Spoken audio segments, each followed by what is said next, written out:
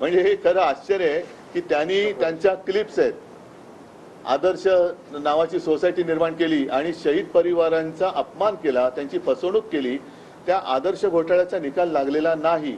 आता परत ज्या अर्थी त्या अर्थी असं जर का लावायचं झाला तर ज्या अर्थी अशोकरावांना त्यांनी भाजपात घेतले, अगदी थेट राज्यसभेत पाठवलं आणि त्यांचं बरंचसं कोड कौतुक त्यांनी व्यासपीठावर केलं, तेव्हा तर त्यांनी कमाल केली की पुट्टपर्ती साईबाबांचा त्यांनी एक संदर्भ दिला, तिथे ओळख झालेली. आणि मोदीजी जेव्हा राजकारणात नव्हते तेव्हापासून शंकररावजी चव्हाण हे राजकारणात होते, पण एवढी मोठी पदं भूषवून सुद्धा एवढी विनम्रता मी पाहिली नाही. तर ती विनम्रता पाहिली ती स्वतः जर का बाणवली तर अधिक बरं होईल. आणि याचा अर्थ आता असा आहे की तुम्ही जर का तेव्हा म्हणाला होता की शहीदांच्या परिवाराला फसवलं, तर त्या फसवणुकीमध्ये भाजप आता सामील झालाय असंच माझं ठाम आणि स्पष्ट मत आहे. घटनाबाह्य लोकांवर मी बोलत नाही.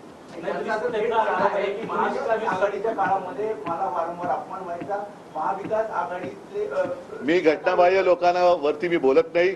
त्यांना जसं सकाळी स्क्रिप्ट येतं ते कणून कणून बोलतात आणि कणून असं जे बोलतात ते कणून कणून म्हणजे कुंतत कुंतत बोलत असतात ते.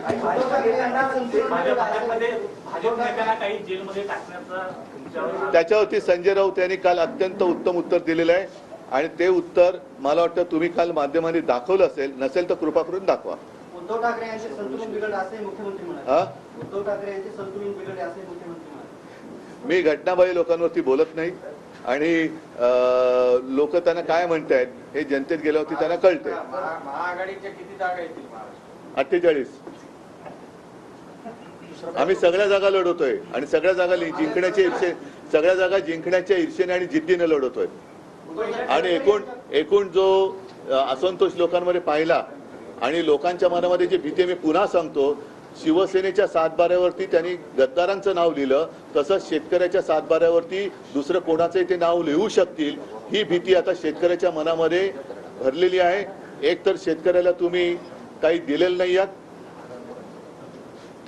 त्याला हमीभाव देत नाहीत, त्याला पीक विमा देत नाही, हे सगळे प्रश्न आहेत. पण उद्या आपली जमीन सुद्धा हे लुटतील आणि सातबाऱ्यावरती भलत्याचं कोणाचं नाव लिहितील, ही भीती आता शेतकऱ्याच्या मनात आहे. ठीक आहे. मी परत